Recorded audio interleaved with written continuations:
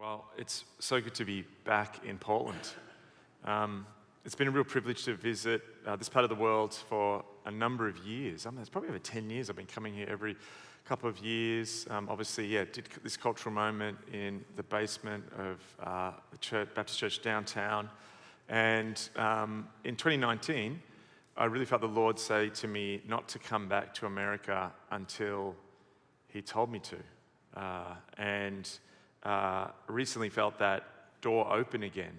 And it's really interesting coming back 5 years later because a lot's changed. Some of it obvious, some of it less obvious because it's incremental change. And when you live in a place, it's like your kids. You don't notice your kids are growing, but then you'll see that auntie who hasn't seen them for a couple of years and oh, you've grown. Portland, this area has grown. Things have happened. Changes have happened. But really what I want to sort of talk about today is some of the spiritual dynamics that I think are changing. And I'm going to make a bold assertion. You are in one of the best contexts to be a minister in the world at the moment. I'm going to repeat that because you may not have heard it because of my accent, but also you may have heard it. You may have heard it and not wanted to hear it. You are in one of the best contexts to be a minister in the world at this moment. Yesterday, I just had a moment in between meetings. I had an hour or so where I just was gathering some of the thoughts of what to share in my hotel room. And the surface story that this part of the world tells about itself is how different it is to the rest of the country. America's a deeply religious place, unusual amongst Western countries in its levels of religiosity. But the story that's often told about this city and this part of the world is that in some ways this is sort of a future, a post-Christian reality, where there's not just a post-Christianity that perhaps you have in Australia, which is more just sort of almost lazy, comfortable. It's like falling asleep in a warm bath. Where here there's very obviously a kind of rejection of certain things which many of us would really hold dear. I was walking down at this Alberta Street, Alberta Avenue, whatever it is, and there was some street art, and there was a picture of a Bible, and it had on the cover fake news. That's a pretty obvious statement about a cultural value that's on the surface. So being a minister here can feel like, why here? By being here, I'm going to naturally, perhaps not, have some of the advantages where things are easier in other parts of the country. I have spent almost most of my time in visiting the United States speaking in secular places here, Los Angeles, San Francisco, Austin, New York, places like that. But on this trip, been to Texas, went to Kentucky, never been to Kentucky. It's another world.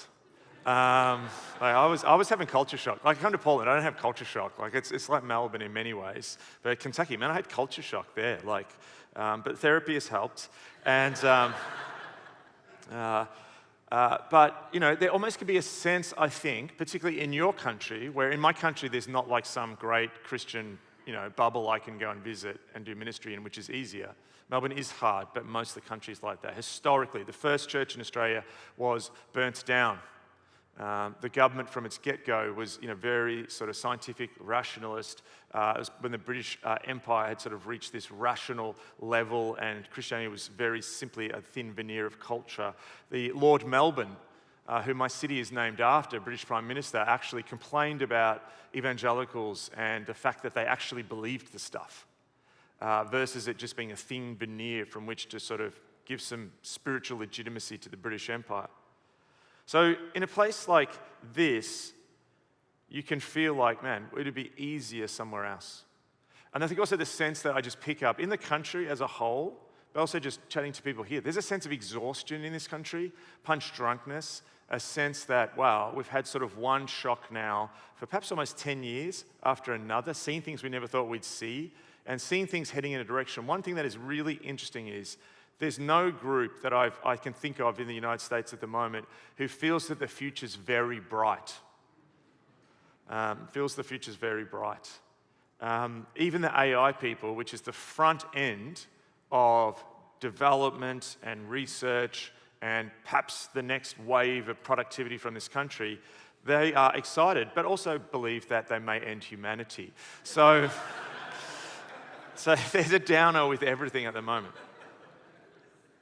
But in my hotel room yesterday, I was thinking about some of these things and what the Lord wanted me to say. And I'm there, and there's that moment around 10 o'clock when you're in hotels and, room service starts to come around and, knock on your door. And I hadn't put the little note up saying, not disturb me. And I just heard something. I heard something, like, I could hear that song. I know that song. I know that voice. And I can hear from the hallway my friend Tim Hughes' voice singing. And I then hear the woman who's changing over the rooms worshiping. Here I am to worship. Here I am to bow down. Here I am to say that you are Lord. And I thought, one of the things that we can miss in cities is that cities almost have a propaganda and ideology which says it's the dominant one that competes for attention. But often there's quieter stories, subtexts, underneath the surface. And I just felt in that moment the Lord saying, yeah, there's another Portland. It's not the one they're going to put on the shiny ads to come and visit the city. It's not the one that's going to be in the prime, locations, in the best coffee shops. But there is a story. God is here at work. And I just want to also say that I think God is going to do some work here. It's very apt we just watched that video. We're going to have to get used to the fact that people who we thought are very far from God are closer than we realize.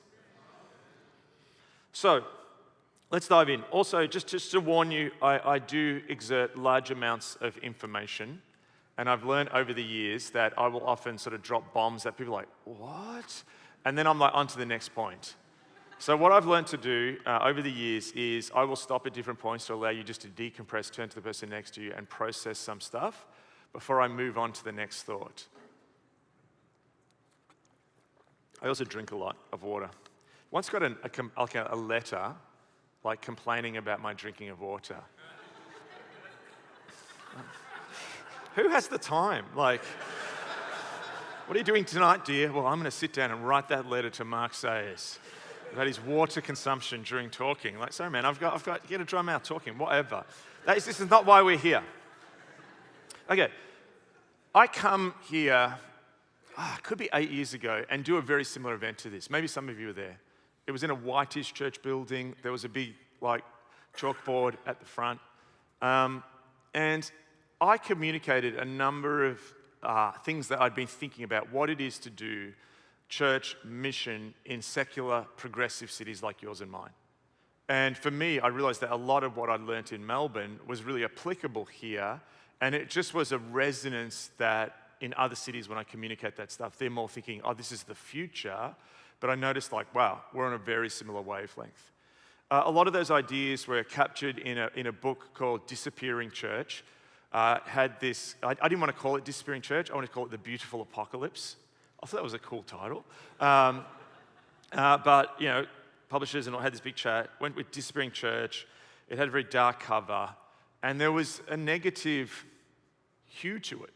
I still think it's really worth reading, but I think it captured something that I was feeling, which was we're seeing a new shift in culture, and this shift is going to be really tough for the church. I, at that time, had seen most of my peers in Oz deconstruct and walk away. I remember visiting a NGO, Christian NGO, and seeing all these guys who 10 years earlier I was praying with, for God to move in the city, planting churches, who had left that and now were sort of working in these NGOs, not doing what I knew was what the Lord had put on their hearts. And so almost the message really of that book and of that time, and really did flow into, the first couple of seasons of This Cultural Moment, when I look back and sort of, examine what I was saying at that time, it was almost this sense that there is this new, very corrosive cultural context coming, and cities like yours and mine are the first places where this is springing up, and it's post-Christian. Post-Christian is not just we don't go to church anymore. Post-Christian is a culture which has consciously defined itself against church and Christianity. And this presents a real challenge to the church, because you're not almost dealing with apathy as much as you're dealing with opposition. And I could see that churches were beginning to shrink in my city. I could see that many of the church growth strategies that had been employed for years which has seen some churches grow in the 1980s and 1990s, were no longer working. I remember hearing from a large denomination who'd been very successful all over the place and in my nation, said that Melbourne, they planted in last because it's just tough soil. So for me, I would describe my sort of approach to ministry at this time as how do we create resilient disciples who can withstand this sort of onslaught, and how do you just like almost just keep everyone like this and just like, let's not lose you. That's really what I reflect back when I look at it now. And how do we do this? We do these things. We do counter formation and practices against what is happening in the broader culture. That moment has passed. I don't think that anymore. Because what I had to do was to be attuned to the next thing that God is doing and the current culture reality. And I just want to throw a word at you, a phrase rather, that has been thrown around, and it's been used to describe a shift in fashion, but I'm going to apply it to church. And so after the pandemic, there was a number of articles which flew around saying that a vibe shift has occurred. Right, what's a vibe shift? Here's a quote from Alison P. Davis, who I think is in fashion in New York. A vibe shift is the catchy but sort of too cool term for a relatively simple idea. In the culture, sometimes things change and a once dominant social wavelength begins to feel dated. We're in a vibe shift around secularism. Now, the guy who coined this term, a fashion trend forecaster in New York called Sean Monahan, basically said this: the idea of a vibe shift was very much informed by the late spring of 2021. Now, just if you're a millennial in the room, you'll get through this, all right? Millennials went into lockdown, still feeling very young, but they came out shocked to find the first cohort of Zoomers, or Gen Z, and it is Z, now ruling the roost. I experienced this. I went on a train after lockdown, and there's a bunch of Gen Z on the train, and like something profoundly changed. I went into lockdown, and I had a view of what young adults talked like, felt like. Why do they feel? I'm not feeling them. Okay, let's just move on. That felt strange. And I said felt again. Anyway, okay, I got jet lag. I've been in 4 time zones. Young adults, in my head, I had a view of what they were like.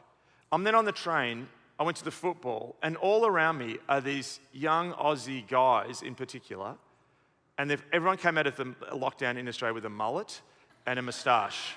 Now, my entire generation defined ourselves against Aussie males with mullets and moustaches. This was deeply traumatizing for me. That was everything that was out of fashion. And not only did they different, they like the whole sort of like, I don't know, aesthetic that I used to be dealing with young adults of like, do you want that coffee? Which one do you want? It was like, they were talking like 1940s working class Aussie males. They were talking about my grandfather. I'm like, something has shifted here. But what I began to realize is that there's a greater vibe shift happening culturally, but it's also happening spiritually. And it's happened really quick. How do we miss it? Well, number one, during the pandemic, everyone looked at the world even more so just online. And the internet is a very poor guide to what is really happening in the world. In the British election, I think it was when David Cameron won, one of the terms that then was thrown up was that Labour, the left-wing party in Britain, absolutely believed they were going to win. And Twitter, British political Twitter, which I do hang out on, British political Twitter, basically had a meltdown when the Conservative Party won, because all of these people had been not looking at polls, just looking at what was happening on Twitter, and they thought that is what the public thought. And then when it didn't happen and the Conservatives won this election that Labor thought they had in the bag, all of a sudden this term was coined, the Twitter bubble, now the X bubble. So the internet is a poor guide to what's really happening and can place us in a bubble. Sean Monahan, again the trend forecaster, says this: the internet is mundane, real life is where the action is. I'm just going to repeat that. Internet is mundane, real life is where the action is. which is the example I gave at the beginning of, hang on, there's people in Portland who are doing their jobs playing worship. There's something happening out there. The other thing is, as you age, you can often miss the passage of time. And as you get older, there's this horrible realization where the jacket you have in the back of your cupboard that you haven't thought that you've worn for a year or two, it's actually been 7 years. And that's gone out of fashion, but even more horrifying, is now back in fashion. And so partially what Sean Monahan said about the pandemic was that particularly for younger adults and millennials who went into the pandemic, they experienced what was known as the Peter Pandemic phenomenon, where they came out thinking like Peter Pan, but no. The second thing is, because of the internet as well, we're in a moment where algorithmically, we copy everyone. There is sort of this mimetic copying of everyone that we're not aware of. So we simply repeat what everyone else is doing. This has become even more so in the internet age. Someone starts church like this in some city on their online service, and all of a sudden, within 3 months, everyone's doing it in the same way. But lastly, we live in a bubble. And the word bubble is one which has often been used of the church at times when the church created this distance from culture. And you'd have the Christian Basketball Association, you'd have the Christian school, you'd have the Christian cafe, you'd have parts of town where lots of Christians live and there's lots of churches. And there's certain parts of the country where you could live in, and you live in this Christian bubble, rarely ever rubbing shoulders with someone who doesn't have faith. And you can even do that in the midst of a community to create this little Christian bubble world. So what I want to really focus on is this idea of a bubble. I've talked about Twitter bubbles. I've talked about living in a bubble. But I want to talk about the idea of a bubble in a very different way. There is a kind of bubble that you need to be aware of in Portland. That's a kind of Christian bubble, but not one in which people live in like hiding from the world. And to explain this, I want to tell the story of my state of Victoria. Melbourne is in the state of Victoria. And Melbourne starts off as some people from Sydney decide just to head down out without permission and start a little town. And they start this little town and it just, peters along there. This is in the early 19th century. But then in the middle of the 19th century, something is discovered, and it's gold. And gold is found in the center of my state.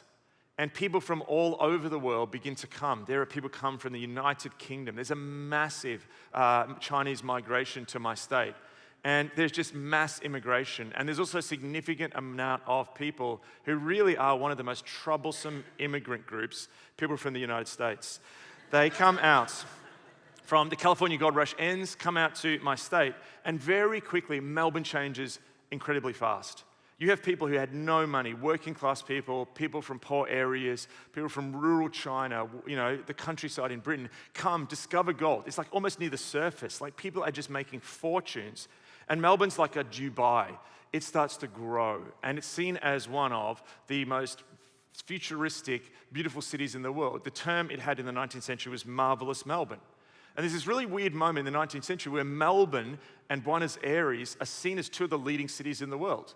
Visitors to Argentina at that time would actually talk about how far Argentina was ahead and futuristic compared to the United States, which felt like a backwater at that time. So cities change and there's different phases. And what happens is people start to invest their newfound money that they've just discovered in the goldfields into property. And Melbourne goes crazy for property. Buildings are built, factories are built, but homes are bought. And people who've come from crowded European cities or crowded Chinese cities, all of a sudden can get a house with a large backyard and a wonderful garden. And what happens is there's a point where the property market grows, but then it moves into what is known as a housing bubble. This is an economic condition where there is a kind of mania that takes over the economy. Schiller wrote a book called Narrative Economics, where he said actually what John Maynard Keynes called the animal spirits, that sense of enthusiasm, of hype, or sometimes negativity around certain stocks in the economy, often drives it more than the actual reality of the worth of things.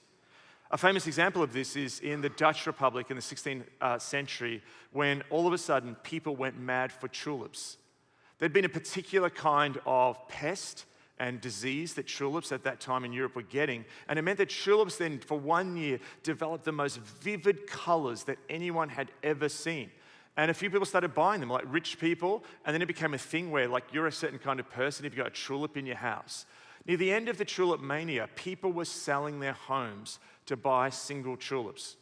Now, tulips are beautiful, but they do not last.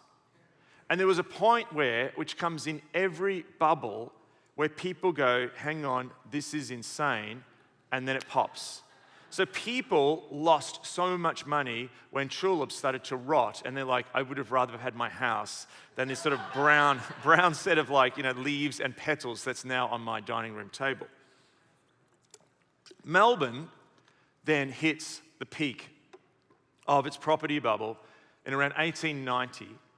And the city that is seen as was the second biggest city in the British Empire at this time, all of a sudden the bubble pops, the market falls, and there is a Great Depression in my city. Bubbles pop. When a bubble pops, what seemed like the intractable direction of the future, the inevitable endless ascent, all of a sudden becomes a descent. There's a plot twist. And when bubbles pop, what seems solid all of a sudden becomes fragile. I am going to say this: the secularism bubble is popping. Secularism bubble is popping. But there's another bubble that is also popping. The United States had a large cultural Christian bubble. Many people who would turn up. So a church somewhere in the country, probably not so much Portland, could have so many bums on seats, so many people there, so many people coming through their programs. But there was an inflation where it was actually not a true value of worth. Where all of a sudden they're like, have you seen this church? They've got 20,000 people or whatever. But their services keep getting reduced in time. People come less and less often. There's so many people coming through the door, but the depth of discipleship is actually quite low. And then all you need is sometimes like an economic shock somewhere. The United States, so much of what has happened, and I'll talk about this in a second, in terms of culture, really can be traced back to a moment. Political polarization that is happening now in the United States, so much of it can be traced back to 2008 and the global financial crisis, where the market was juiced. I won't do a whole lecture on the global financial crisis, but effectively, these very unique kind of financial products where all this debt was taken from houses and all these housing tracts built in places like Florida was all sold and cut up and thinly sliced. And the whole thing was a giant bubble waiting to pop. This is happened to the church. When COVID happens and it becomes hard to come to church, all of a sudden you see the fragility of the bubble. When polarization comes through a culture and the idea of discipleship is swamped by political affiliation and theology is almost less important than politics, you see how fragile a bubble is. In Australia, our culture of Christianity is different. It's not political. Australia is not polarized like America is. We have a little bit of it, but Pew Research did a whole study of like 40, 50 countries around the world. And what was unusual about Australia is we came out of, yes, all the lockdowns you heard about, we came out of that less polarized than we went in.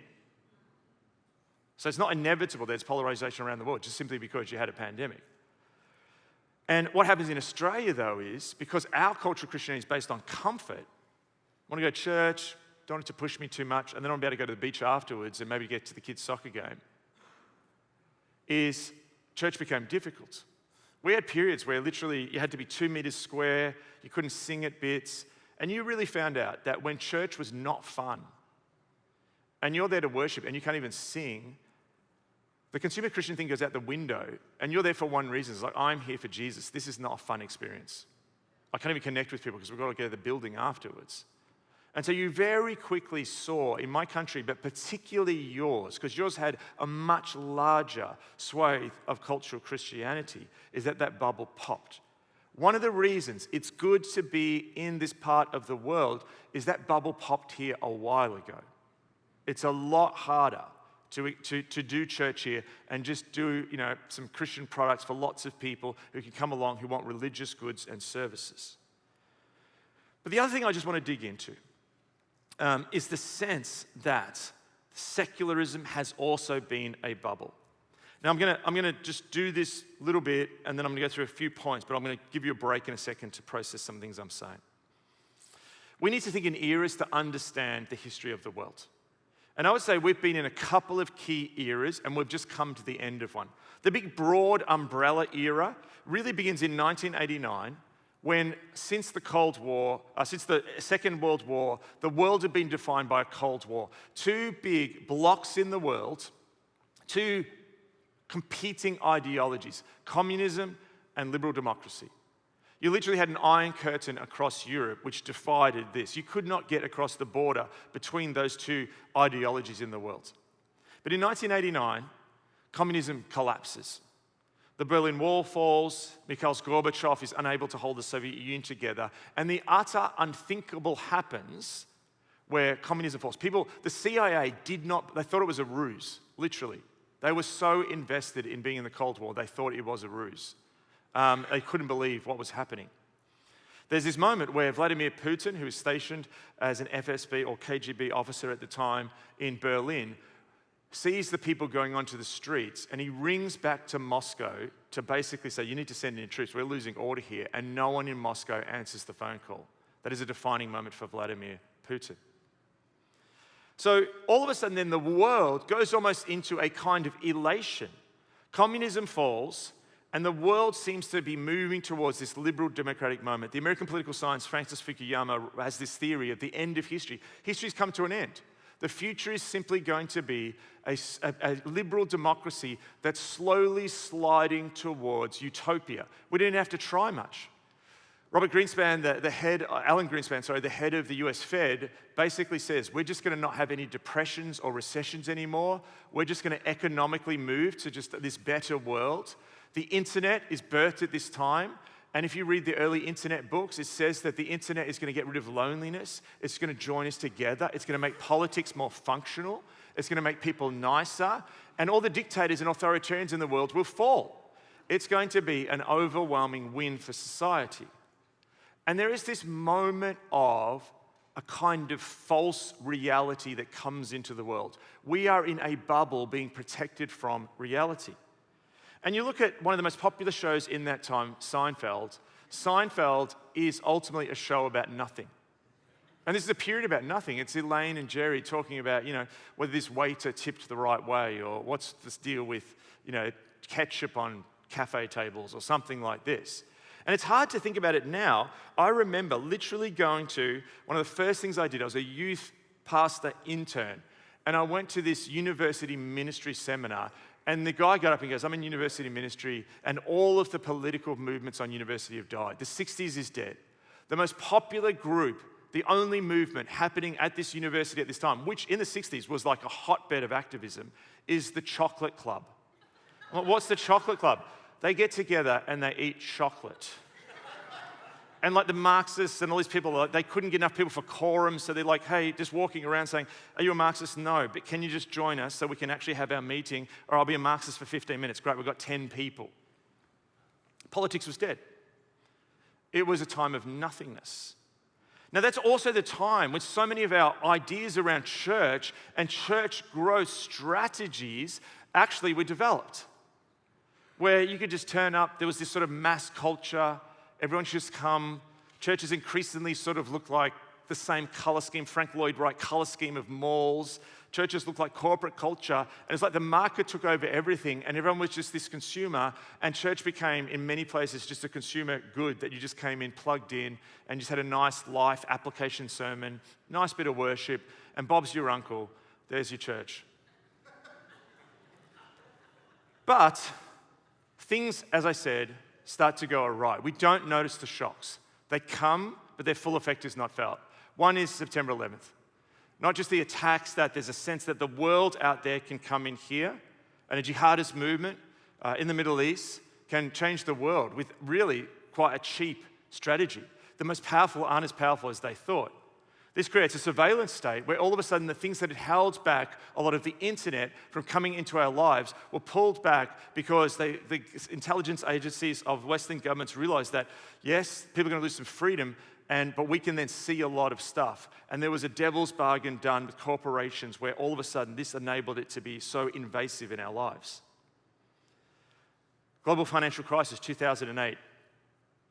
The wheels of the economy, which had seemingly created this endless growth, began to fall off. The response to the global financial crisis was to do quantitative easing, which is basically, in layman's terms, printing money. The global economy really starts to stagnate in 2008, but we start printing money, which creates this false reality that things are growing, and it creates another bubble to replace the bubble that just was.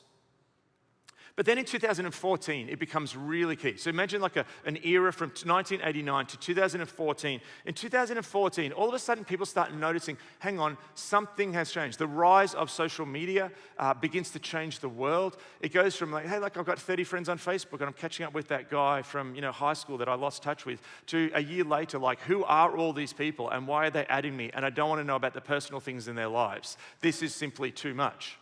But then what begins to happen is we begin to see the political effect of these things on society. You see this polarization begins to grow as institutions, in a sense, are gone around. There's good stuff to this. There's a sense that hidden voices can be raised up, but also it creates this sense of disequilibrium in the culture.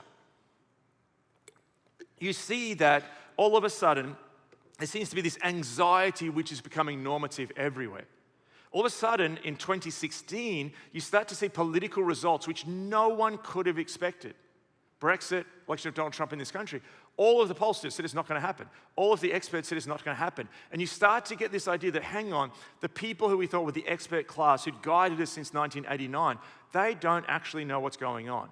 And the impossible all of a sudden starts to seem possible. At this moment, there is just this seemingly like avalanche of stuff coming up from the surface. The repression of politics, all of a sudden, the surface breaks and Jerry Seinfeld's like era's over, and it just explodes to the surface in so many different areas. And then it just starts to become difficult to be a pastor. You're dealing with issues which come at you like almost like a sort of electronic mob where you're just swept up into stuffing and you're like, where on earth did that come from? It's like the extremes all of a sudden have overtaken the center. The period from 1989 to 2008 is the period of the center, but then we go to different extremes, and they just keep going. There's almost this internet dynamic that if you're going to go here, well, you outdo the next person by going there, and then you outdo the next person by going there. And we begin to see ideologies all over the place which people don't recognize. The world seems to change. The people who you thought the same as you don't think the same as you. And this country, this is the phenomenon, really, of polarization. Now, this has so defined so many people's view of the world, and so many people are still reeling from the loss of a world which felt, in a sense, more safe, more secure, more understandable. And many people, when you talk to them, feel like they've been in a bit of a foreign land. My head is spinning. I don't know what this is with all the changes. In New Zealand, the Nationals just won the election against Jacinta Ardern's Labour Party about a year and a half ago or something. And it was really interesting. The Nationals, so the Conservatives Party, did research, and they found there was a new kind of conservatism rising in New Zealand. But it was a conservatism where people didn't want to go back to a golden period of the 1950s. People desperately wanted to go back to the golden period of 2015, when actually they felt like they could understand the world. Now, I think pastorally, a lot of pastors want to go back to the golden world of 2015 when it did not seem so complicated. And then if that's enough, COVID comes. I was in Malaysia, Kuala Lumpur, and I was at an Alpha Asia gathering. I've been watching what was happening in China. I live in a very a very Chinese area.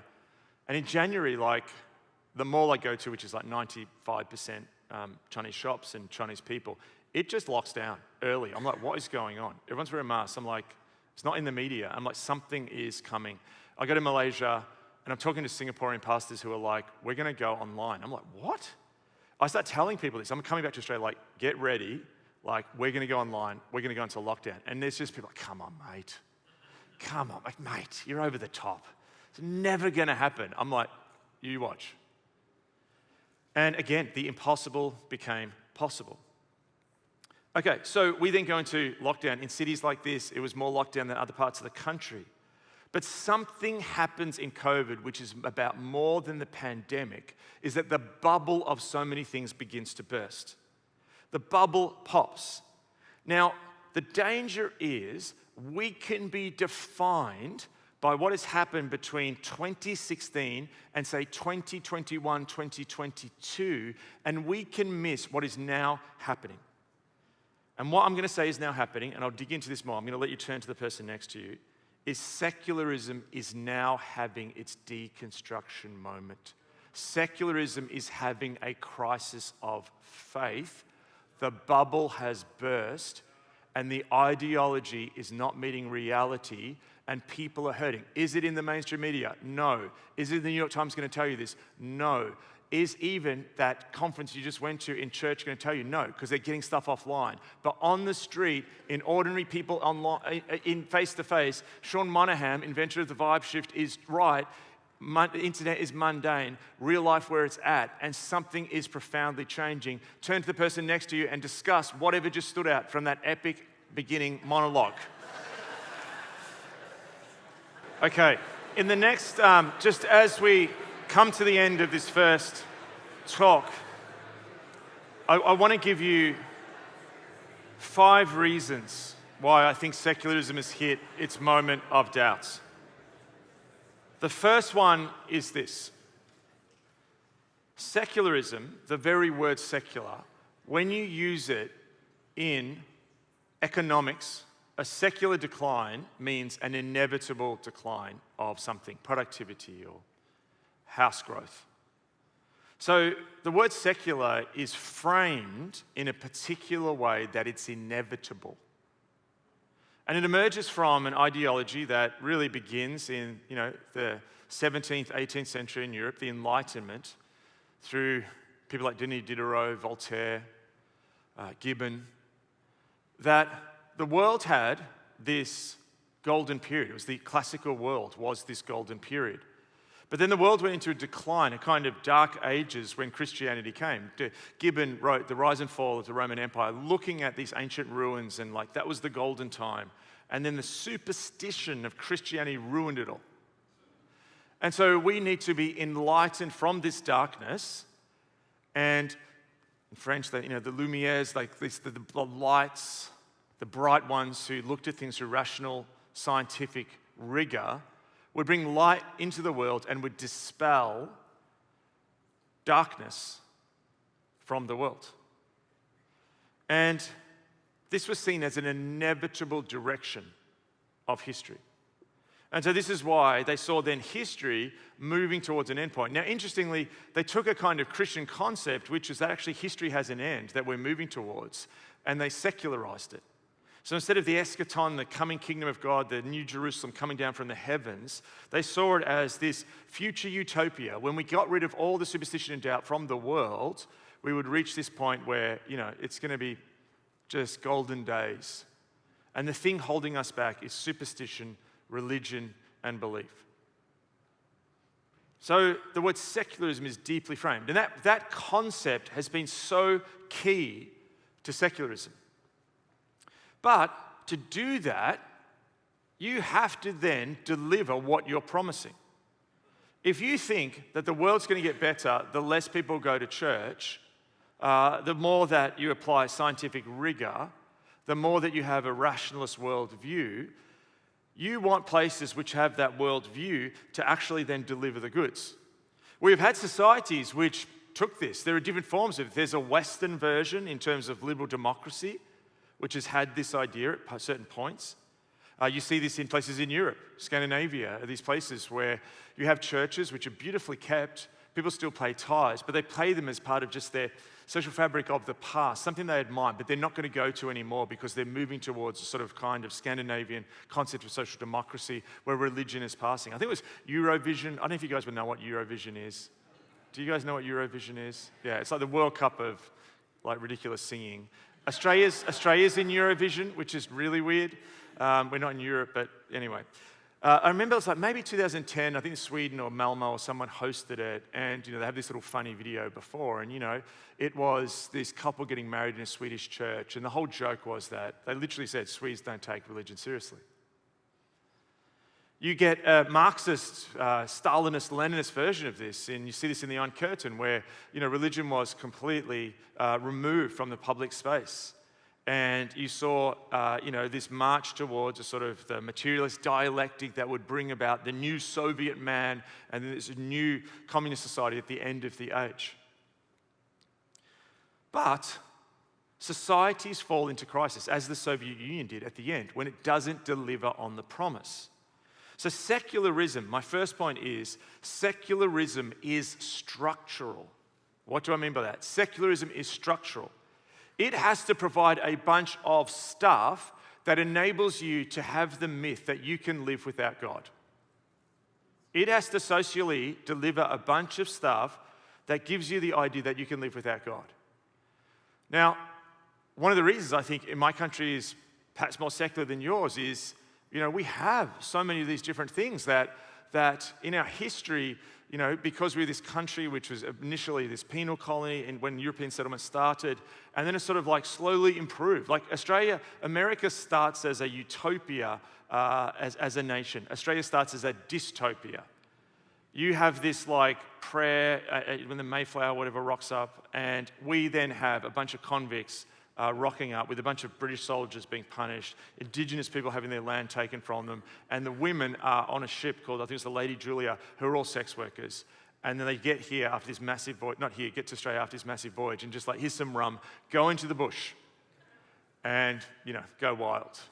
So Australia, as Alan Hirsch, my old boss, used to say, America starts with a prayer meeting, Australia starts with an orgy. That's an Alan Hirsch line, not mine. But Australia weirdly just has this, grows this society. And in Australia where, you've got incredibly functional public spaces, incredible infrastructure. Sydney just built this robotic subway that's just like unbelievable. Healthcare is just unbelievable. All these things which I deeply cherish and benefit, when everything's provided for you, it's easy to believe that God is not needed.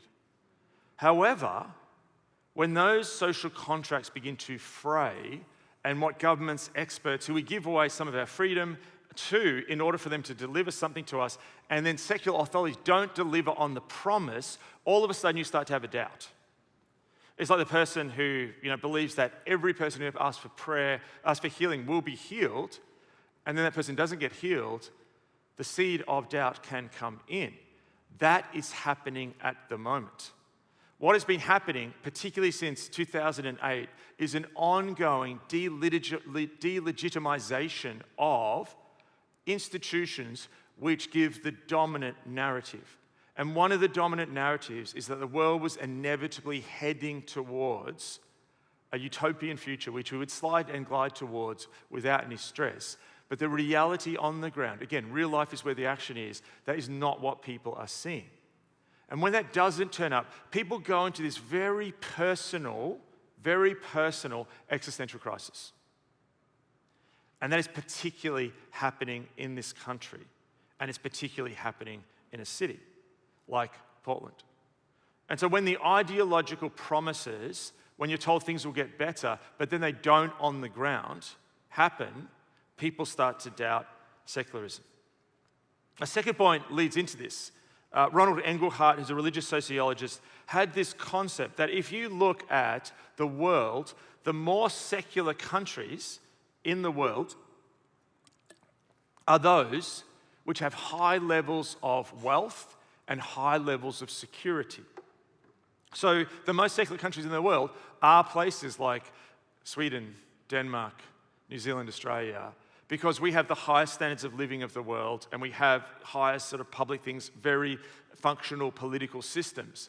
And then as you go down, you find that countries which are in war, which are poor, often have really strong religion. Now, part of the world that I just described, I said something that happened in 2008. 2008 happens, and one of the solutions to the global financial crisis is to do quantitative easing, printing of money.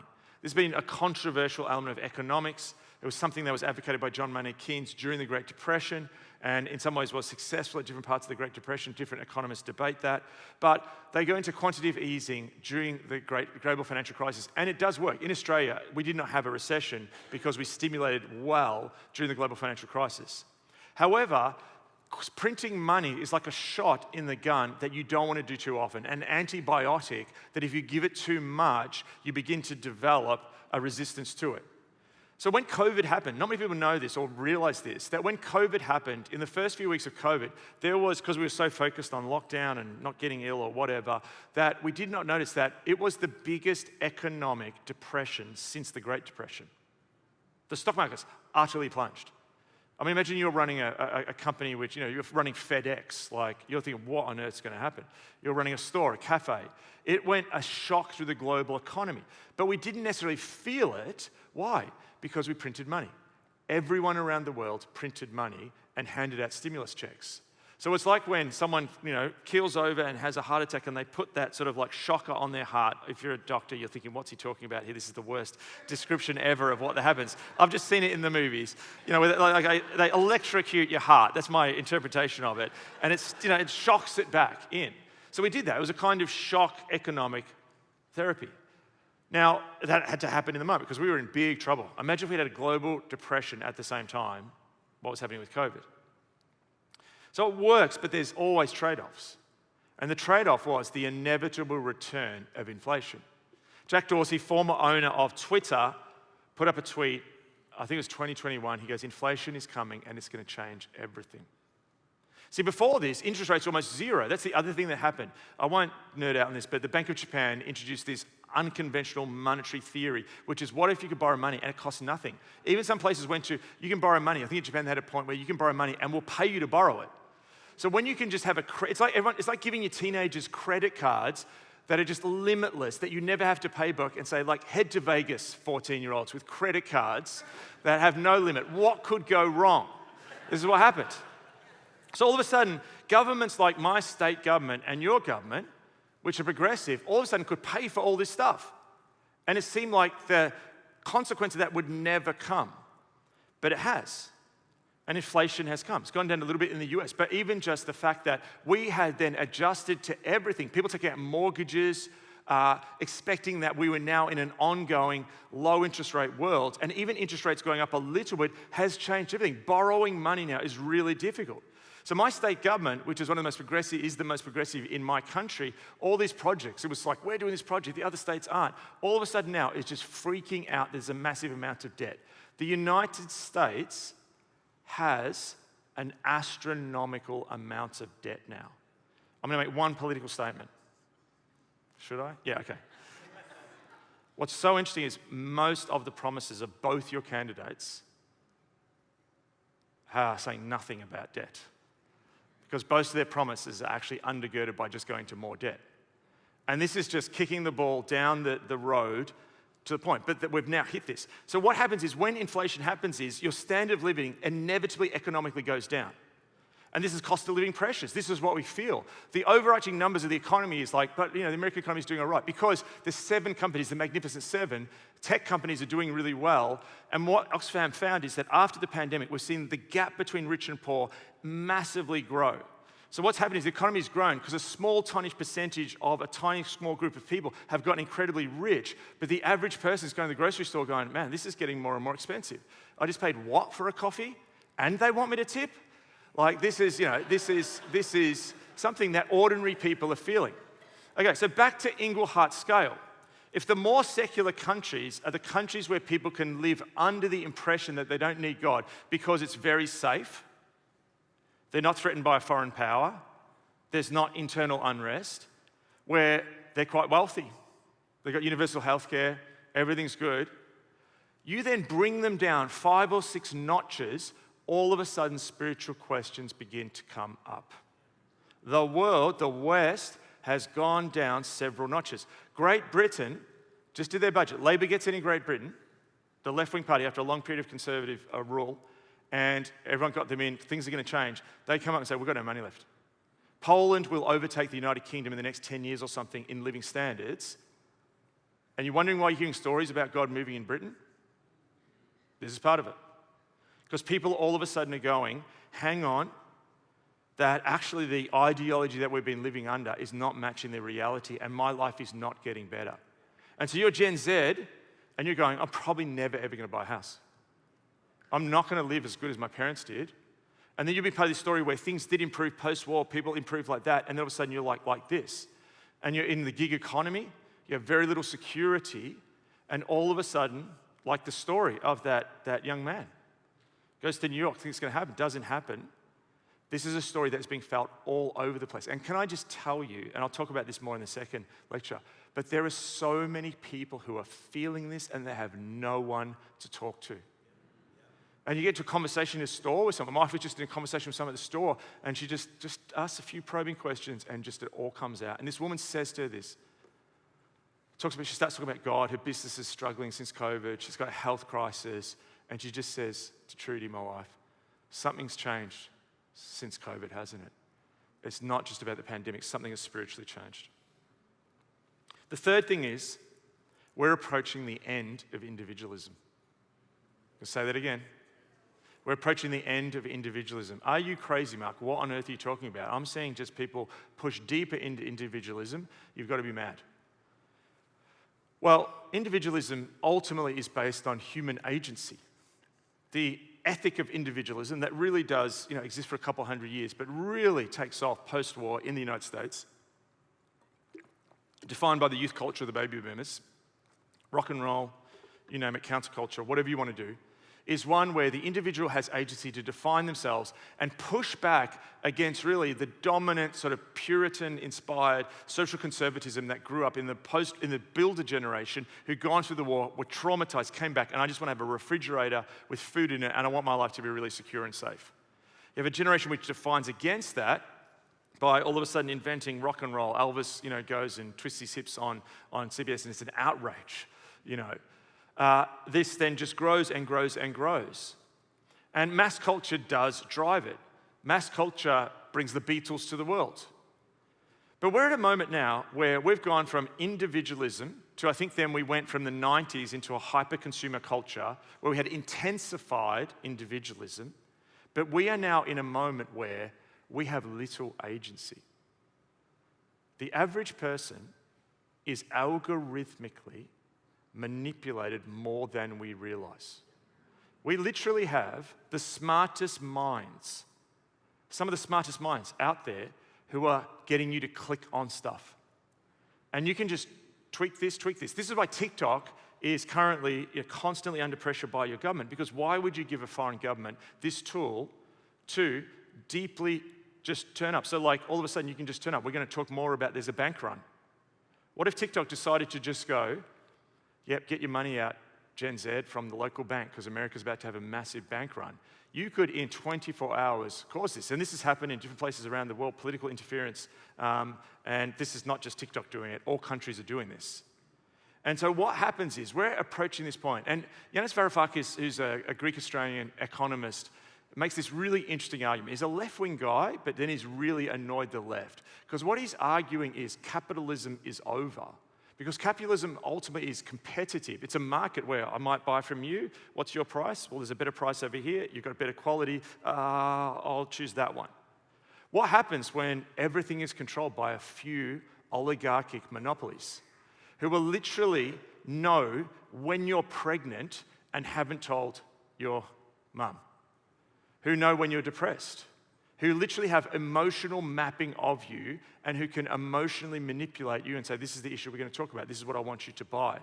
And so actually the market, individualism, is so much of consumerism defined contemporary individualism, and Yanis Varoufakis says that actually if capitalism's dead and it's really now just become almost monopolistic, controlled by one or two big companies, it means individualism is dying. And you actually don't have as much agency over what you think as you do. And what's happening is, this has not pushed people into more freedom, it's actually increasingly creating this kind of exhausting hedonism. I remember 2019 when I was here last, I went to San Francisco and I'm catching the Uber through this San Francisco night, exhausted after the long flight, and I just see all these different apartments just built that have grown around the city.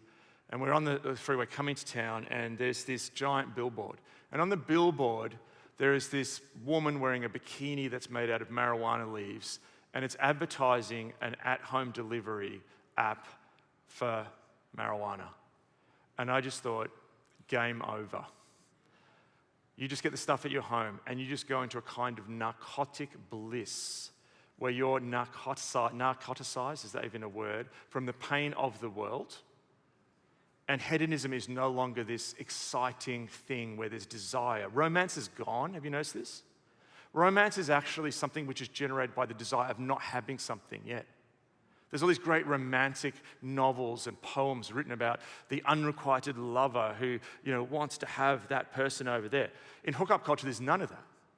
Just constant sexual activity with no desire, because everything you want is now at your fingertips, and this honestly creates a kind of world that's almost like the movie WALL-E, where you're just given everything you want, and what that does is kill any kind of entrepreneurial, agency-driven individualism. Now, that had its own problems, but we're in a world where people are realizing that individualism is being crushed, and it's making them look at alternatives, because they are no longer Michel Foucault talked about societies of discipline where you are needed to told what you should do, and then he said you should break against that. The normative culture you should rebel against. But we're now in a culture where the normative culture is actually non-normative, and you're actually not oppressed by what you shouldn't do. Like, there's not all these taboos. You're oppressed by all the things you could be doing. So the individualist now is sitting at home looking at a screen, just in a sense in this narcotic blur of different kinds of things: consumerism, drugs, gambling, pornography. And they're constantly just looking at what they could be and feeling this tremendous weight of shame upon them. Individualism is falling over. Two more real quick. Charles Taylor talked about the buffered self. That a secularist had this sort of sense where the people before, in other countries, in other societies, in the developing world, in contrast to Western secularists, have this idea that the world's enchanted, it's filled with spirits, and there's magic, and there's gods, and there's all kinds of things out there. And we're not like me looking at the world critically like this, with a sort of invisible wall between me and what I see, object-subject.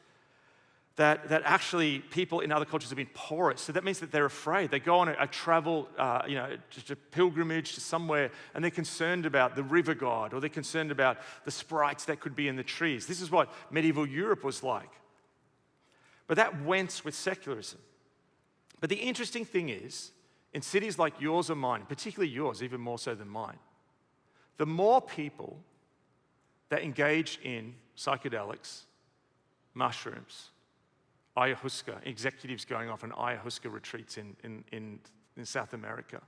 The more people that increasingly push into sexual experimentation, the more people that push into the occult, is that secular wall, which is so often hard to breach to people who just didn't feel secular at all, that is starting to break down. And the other thing that is happening out there is you're having people having existential crises, but also what you're having is people who are having dark spiritual experiences, and they need deliverance. And they're oppressed. And this is a story you're hearing more and more and more.